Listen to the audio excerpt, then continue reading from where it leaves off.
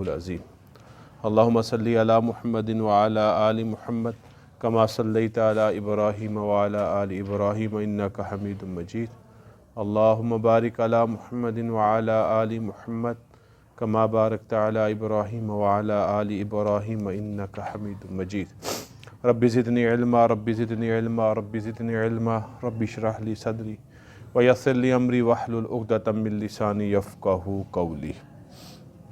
سورہ رحمان کی آیت نمبر 35 ہے، اور اس آیت مبارکہ میں اور اس سے ماقبل بھی اللہ رب العزت روز جزا کے دن اور اس کے بعد کی عذاب کی کیفیات کو بیان فرما رہے ہیں، اور انہی کیفیات میں سے ایک کیفیت جس کو آیت نمبر 35 میں بیان کیا گیا، ارشاد باری تعالیٰ ہے یرسل علیکما شواظ من نار، اور تم پر، علیکما سے مراد انس و جن ہے کیونکہ یہ سورہ مبارکہ اس میں خطاب ہی فَبِأَيِّ آلَاءِ رَبِّكُمَا تُكَذِّبَانِ، جو ربکما ہے یہ مخاطب دو اللہ رب العزت کی مخلوقات ہیں، ایک انسان اور دوسرے جن۔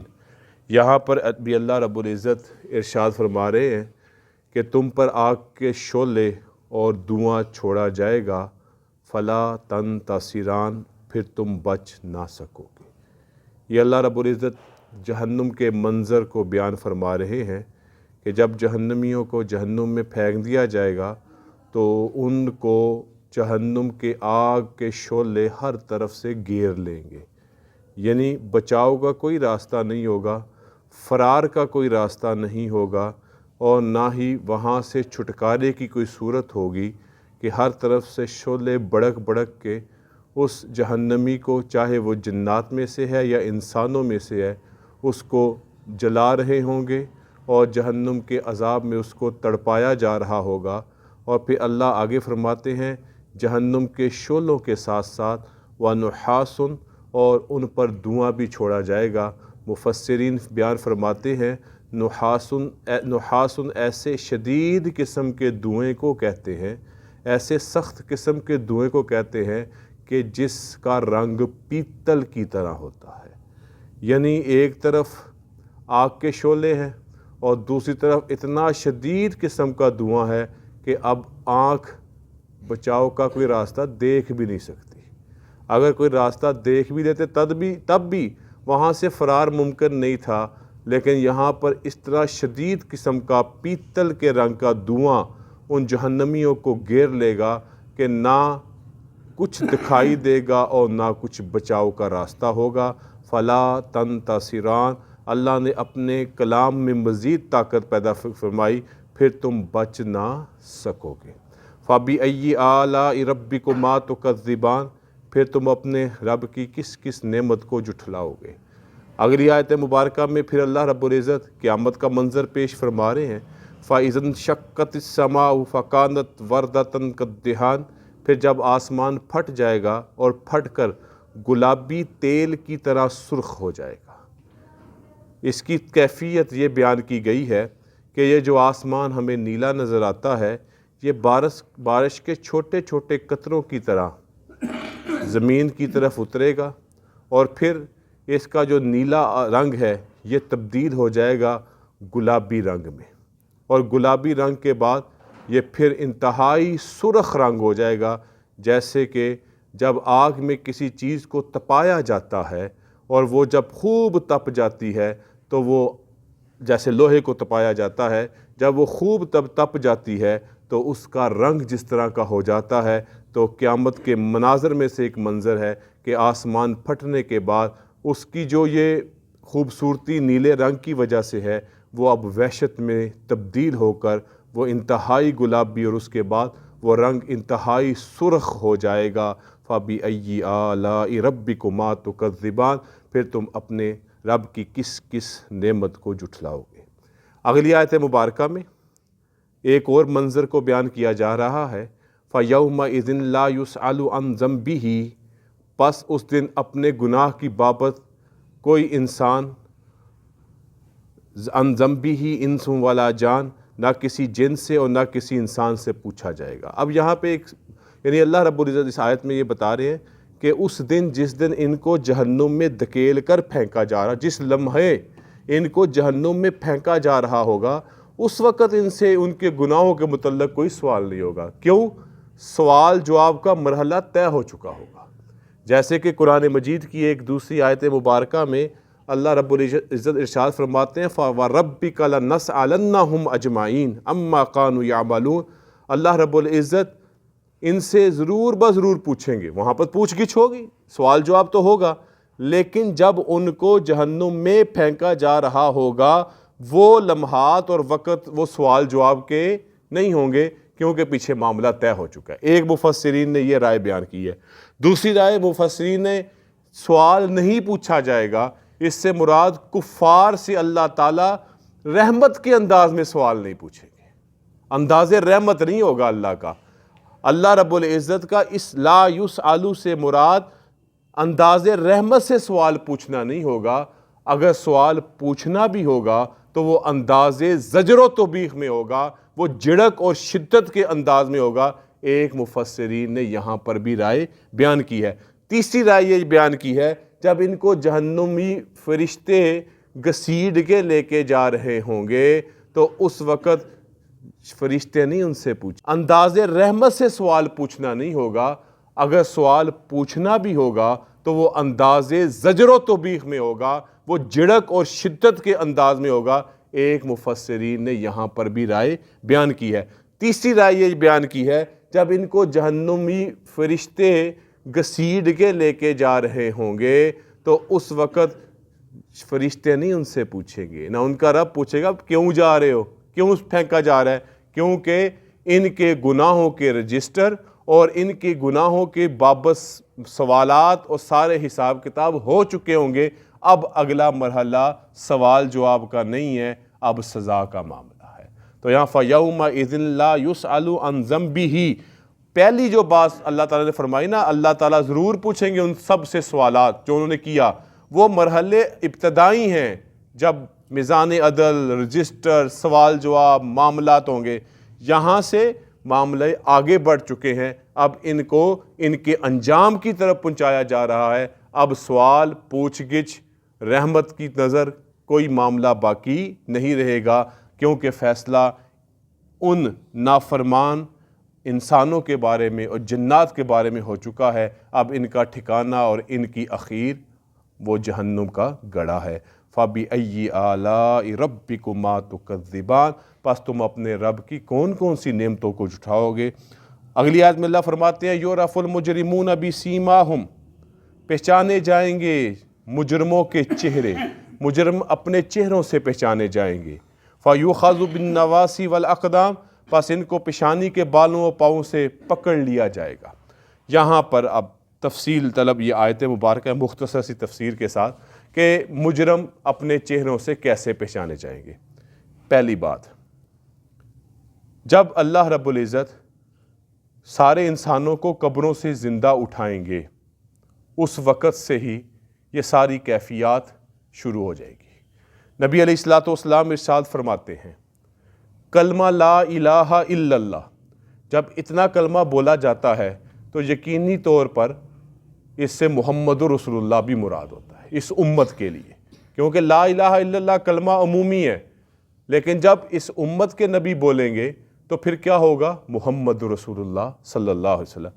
اگر حضرت موسیٰ علیہ السلام بولیں گے لا الہ الا اللہ تو ویسا ہی رہے گا، آگے کیا جڑے گا؟ موسیٰ کلیم اللہ، اسی طرح باقی انبیاء کے ساتھ بھی۔ تو نبی علیہ السلام فرماتے ہیں یہ کلمہ لا الہ الا اللہ ایسا کلمہ ہے کہ جب بندہ مومن کی موت آتی ہے تو یہ کلمہ اس کے لیے سکون اور وحشت کی دوری کا سبب ہے، پہلا۔ اور جب یہ قبر میں اتار دیا جاتا ہے اور جب تک یہ قبر میں رہتا ہے یہی کلمہ لا الہ الا اللہ اس کے لیے پھر سکون اور اطمینان کا باعث ہے۔ اور جب قیامت کے دن اس مردے کو، اس مومن کو اپنی قبر سے اٹھایا جائے گا اس وقت بھی یہ کلمہ لا الہ الا اللہ اس قیامت کے مناظر اور وحشت کے مناظر میں ایک کلمہ اس کے لیے سکون کا باعث بنے گا۔ حدیث مبارکہ کا اگلا مفہوم ہے کہ جب یہ مومن مرنے والا اپنی قبر سے قیامت کے دن اٹھائے گا تو یہ کپڑے اور کفن اپنا جاڑتا ہوا لا الہ الا اللہ والحمد للہ کہتا ہوا بڑے اطمینان سے اٹھے گا۔ اللہ تعالی ہمیں ایسا اطمینان نصیب فرمائے۔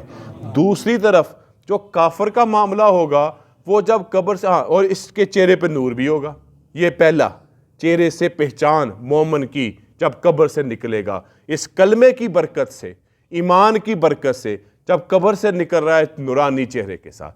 اب آگئی باری کافر کی، جب کافر اپنی قبر سے اٹھایا جائے گا، قبر ضروری نہیں اسی شکل کی ہو جیسے ہماری ہوتی ہے، ہندوؤں کی نہیں ہے، لیکن پھر بھی اس کی آخری وہ جو ہوتی ہے استھیاں جسے کہتے ہیں وہ بھی جس مقام پہ جا پہ اٹکتی ہے وہی اس کی قبر ہے۔ جب وہ وہاں سے اٹھایا جائے گا اور وہ ہائے افسوس کرتے ہوئے اپنی قبر سے اٹھے گا، اپنی آخری آرام گاہ آخری جگہ سے اٹھے گا اور اس کا چہرہ سیاہ ہوگا اور مومن کا چہرہ منور ہوگا۔ یہ پہلا بسیماہم۔ اب آجے میدان محشر میں۔ میدان محشر میں جیسے کہ مختلف احادیث مبارکہ میں نبی اکرم صلی اللہ علیہ وسلم نے مختلف مجرمین کی چہرے کی مختلف کیفیات کو بیان کیا ہے۔ آپ صلی اللہ علیہ وسلم نے فرمایا، احادیث کا مفہوم ہے، آپ فرماتے ہیں متکبر، تکبر کرنے والا، قیامت کے دن اس کی شکل چیونٹیوں کی مانند ہوگی۔ دنیا میں اپنے آپ کو بڑا سمجھتا تھا، اللہ قیامت کے دن تکبر کی وجہ سے اس کی شکل کو انتہائی معمولی کر دیں گے، چیونٹی کی طرح۔ یہ اب بسیماہم، اب متکبر یہ مجرم اپنے چہرے سے ایسے پہچانا جا رہا ہے۔ نمبر 2، وہ شخص جس نے 2 یا 2 سے زیادہ شادیاں کی ہوں گی، جس کا ہم مردوں کو بڑا شوق ہوتا ہے، ایک سے تو حقوق پورے نہیں ہوتے، 2-3 کے پیچھے چلے ہوتے ہیں ہم۔ قرآن نے کہا کہ ایک اگر انصاف کر سکو، اللہ تعالیٰ ہمیں ایک کے ساتھ بھی صحیح انصاف کرنے کی توفیق عطا فرمائے۔ اگر 2 یا 2 سے زیادہ شادیاں کی ہوگی اور ان کے درمیان عدل اور حقوق کی ادائیگی پوری نہیں کی ہوگی، قیامت کے دن جب وہ میدان معاشر میں حاضر ہوگا اس کا ایک کندھا ایسے جھکا ہوگا، ایک حدیث میں آیا کہ بالکل ہی کندھا الگ ہوگا۔ یہ بسیماہم، یہ اس کی پہچان ہوگی کہ اس نے اپنی ازواج کے درمیان حقوق کی ادائیگی عدل کے ساتھ نہیں کی۔ ایسے ہی ایک شخص جو پیشہ ور فقیر ہوگا، بغیر ضرورت کے مانگتا ہوگا، جیسے کہ ہمارے معاشرے میں ایک نہیں ہزاروں ایسے لوگ ہیں، باقاعدہ ان کے وہ گروپ بنے ہوئے ہیں، باقاعدہ یہ مافیاز کی صورت میں ہیں۔ ان کے بارے میں آیا قیامت کے دن ان کے چہرے ایسے چہرے کھرونچے ہوں گے، ان کے زخم ہوں گے اور ان پہ خون رس رہا ہوگا، کیونکہ مجرموں کا بسیماہم اپنے چہروں سے پہچانے جائیں گے۔ ایسے ہی نبی علیہ الصلوۃ والسلام نے فرمایا کہ جو شخص قبلے کی طرف تھوکتا ہے، قبلے کی ہمیں عموماً احتیاط کرنی چاہیے۔ اگر پتہ ہو، میرے جیسے بندے کو پتہ نہیں چلتا قبلہ کی طرف ہے، مگر مجھے باہر کہیں سڑک پہ لے جائے، اگر پتہ ہو اور وہ احتیاط یہ والی نہ کرے، اس کی سزا کیا ہوگی؟ یہ سارا تھوک جو اس نے قبلے کی طرف ہوگا اس کے چہرے پہ ملا ہوا ہوگا اور وہ بسیماہم اس کا چہرہ ایسا ہوگا۔ اور ایسے ہی منافق شخص جو ہوگا اس کا جو چہرہ ہوگا وہ 2 منہ کے آگ کے منہ بنے ہوں گے، کیونکہ منافق ایک تو اعتقادی منافق ہے کہ وہ مومن ایمان والوں کے ساتھ بیٹھتا ہے تو کہتا ہے میں تمہارے ساتھ ہوں، مسلمانوں کے ساتھ بیٹھتا ہے ادھر۔ اور ایسے ہی دوسرا عملی منافق، جیسے کہ بولتا ہے تو جھوٹ بولتا ہے، وعدہ کرتا ہے تو وعدہ خلافی کرتا ہے، لڑائی جھگڑا آتا ہے تو گالی گلوچ پہ آ جاتا ہے۔ تو اس طرح کے منافقین جو عملی ہیں ان کے 2 چہرے آگ کے بنے ہوں گے اور وہ اس عذاب میں مبتلا کی جائیں گے بسیماہم، یہ ان کی پہچان ان مجرمین کی ہوگی۔ یہ مختلف نبی علیہ الصلوۃ والسلام نے صورتیں بیان کی۔ اب ایک سوال پیدا ہوا کہ ہر کوئی اپنے چہرے سے پہچانا جائے گا۔ نبی علیہ الصلوۃ والسلام سے پوچھا گیا، اے نبی رحمت، آپ اپنے امتیوں کو کیسے پہچانیں گے؟ آپ اپنے امتیوں کو کیسے پہچانیں گے؟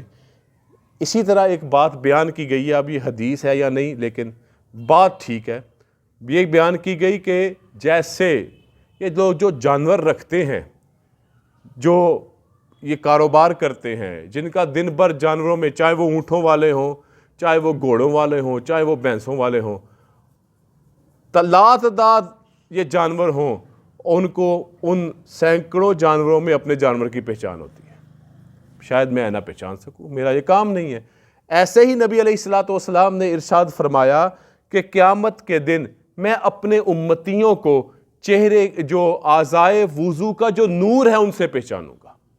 یہ جو ہم وضو کرتے ہیں یہ اللہ کی بڑی رحمت ہے کہ یہ وضو جو ہم پنج وقتہ کرتے ہیں، ویسے اللہ تعالیٰ توفیق دے وضو سے رہنا بھی چاہیے، فتنوں سے بچاؤ ہوتا ہے، اللہ تعالیٰ ایمان کی حفاظت کرتے ہیں با وضو رہنے سے، تو ہم ویسے نمازوں کے لیے تو کرتے ہیں، جو وضو نمازوں کے لیے یہاں کوشش کرنی چاہیے با وضو رہنے کی۔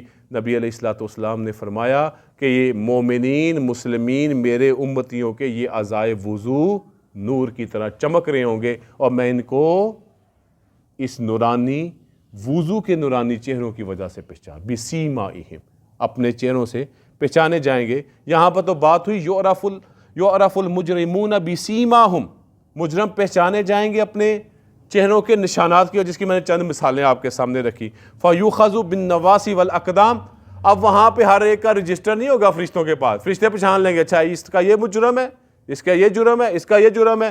بعضوں کو پکڑا جائے گا ان کی پیشانیوں سے اور ان کو جہنم میں پھینک دیا جائے گا، اور بعضوں کو ان کے قدموں سے گھسیٹ کر جہنم میں پھینک دیا جائے گا۔ اللہ تعالی ہم سب کو محفوظ رکھے۔ فَبِأَيِّ آلَاءِ رَبِّكُمَا تُكَذِّبَانِ، پھر تم اپنے رب کی کس کس نعمت کو جھٹلاؤ گے؟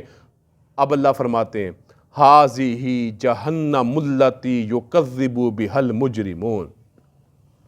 اب اللہ تعالیٰ عقیدہ آخرت پر متوجہ فرما رہے ہیں، ایمان بالآخرت پر متوجہ فرما رہے ہیں۔ پچھلے سارے واقعات اللہ رب العزت نے شروع کیے یہاں سے آیت نمبر 33 سے، ان کو مختصر اشاروں کے ساتھ بیان کرتے ہوئے اب کیا فرمایا؟ یہ ہے وہ جہنم اے مجرمین جس کو تم جھٹلاتے تھے۔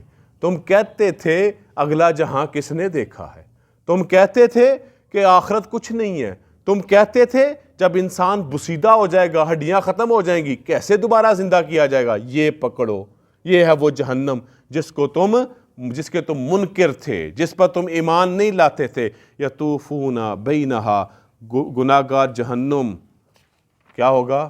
وہ کھولتے ہوئے پانی میں تڑپتے پھریں گے۔ وَيَطُوفُونَ بَيْنَهَا، وہ اس گناہگار اس کا چکر لگائیں گے، اس جہنم میں وہ گھومتے پھریں گے، کوئی فرار کا راستہ نہیں۔ وَبَيْنَ حَمِيمٍ آن، اور ان کو وہ اگلتے ہوئے گرم بہت سخت گرم پانی میں ان کو تڑپتے ہوئے پھریں گے۔ اللہ فرماتے ہیں فَبِأَيِّ آلَاءِ رَبِّكُمَا تُكَذِّبَانِ، تم پھر اپنے رب کی کس کس نعمتوں کو جھٹلاؤ گے۔ یہ جتنی بھی آیات ہیں اس پر آزادی سے پہلے دیانت سرسوتی ایک ہندو ہے، اس نے اعتراض کیا اور اس نے کہا یہ کیسا قرآن ہے اور کیسی بات ہے کہ یہاں پر سارا کچھ ڈرانے والا، عذاب والا، تکلیف والا، تڑپنے والا بیان کیا گیا ہے، اور ساتھ میں بیان کیا جا رہا ہے تم اپنے رب کی کون کون سی نعمتوں کو جھٹلاؤ گے۔ کیا کچھ ہو رہا ہے پیچھے؟ پھر اللہ بار بار کہہ رہے تم اپنے رب، یہ کون سی نعمتیں ہیں؟ یہ نعمتیں تو ہیں ہی نہیں ہیں۔ یہاں پر ہمارے مسلمان مفسرین نے اس وقت کے یہ جواب دیا، کسی کو کسی عذاب سے خبردار کر دینا اور غلط انجام غلط حرکتوں کی وجہ سے جو آئے گا اس کا بتا دینا، یہ بھی نعمتوں میں سے ایک نعمت۔ ابھی آپ کو کہہ دیا جائے، ابھی آپ مسجد سے باہر نکلیں گے تو آپ کے ساتھ یہ حادثہ پیش آ جائے گا، تو یہ کیا ہے؟ یہ آپ خبر دینے والے کا شکریہ ادا کریں گے کہ تو نے ہمیں بتا دیا، تو نے بتانے کا شکریہ۔ میرا رب اس دن کے آنے سے پہلے ہی ہمیں خبردار کر رہا ہے، ہمیں بتا رہا ہے یہ کرو گے تو یہ ہونا ہے، اور اس سے بچاؤ کا کوئی راستہ نہیں۔ یہی تو اللہ کی نعمت اور رحمت ہے کہ ہمیں پہلے ہی خبردار کر رہا ہے۔ اللہ تعالیٰ جہنم کے ادنا سے بھی معمولی سے بھی عذاب سے ہم سب کو محفوظ فرمائے، اور اللہ تعالیٰ ہمیں اسی طرح اپنی رضا کے ساتھ جنت میں جمع فرمائے۔ وآخر دعوانا الحمدللہ رب العالمین۔ الحمدللہ رب العالمین والصلاة والسلام علی رسولہ الکریم ربنا آتنا فی الدنیا حسنۃ وفی الآخرۃ حسنۃ وقنا عذاب النار ربنا لا تزغ قلوبنا بعد إذ هديتنا وهب لنا من لدنك رحمة إنك أنت الوهاب ربنا اغفر لنا ربنا اغفر لنا ربنا اغفر لنا وارحمنا وانت مولانا فانصرنا علی القوم الکافرین۔ یا رب العالمین ہر قسم کے صغیرہ کبیرہ چھوٹے بڑے گناہوں کو معاف فرما، ہر قسم کی غلطیوں بے احتیاطیوں لاپرواہیوں سے یا اللہ ہم سب کو معاف فرما۔ یا رب العالمین نیک اعمال کرنے کی توفیق عطا فرما، برے اعمال سے محفوظ فرما۔ یا رب العالمین تیرے نبی صلی اللہ علیہ وسلم نے ارشاد فرمایا جب بندہ مومن 3 مرتبہ جہنم سے پناہ مانگتا ہے تو جہنم بھی کہتی ہے اللہ اب اس سے پناہ دے ہی دے۔ یا اللہ ہم سب کو جہنم کے عذاب سے محفوظ فرما، یا اللہ ہم سب کو جہنم کے عذاب سے محفوظ فرما، یا اللہ ہم سب کو جہنم کے ادنا معمولی کسی طرح کے بھی عذاب سے محفوظ فرما۔ اسی طرح پاک پیغمبر صلی اللہ علیہ وسلم نے ارشاد فرمایا جب وہ کوئی بندہ 3 مرتبہ اپنے رب سے جنت کا سوال کرتا ہے تو جنت بھی پکار اٹھتی ہے اللہ اب اس کو داخل کر ہی لے۔ اللہم انا نسألک الجنہ، اللہم انا نسألک الجنہ، اللہم انا نسألک الجنہ۔ ربنا تقبل منا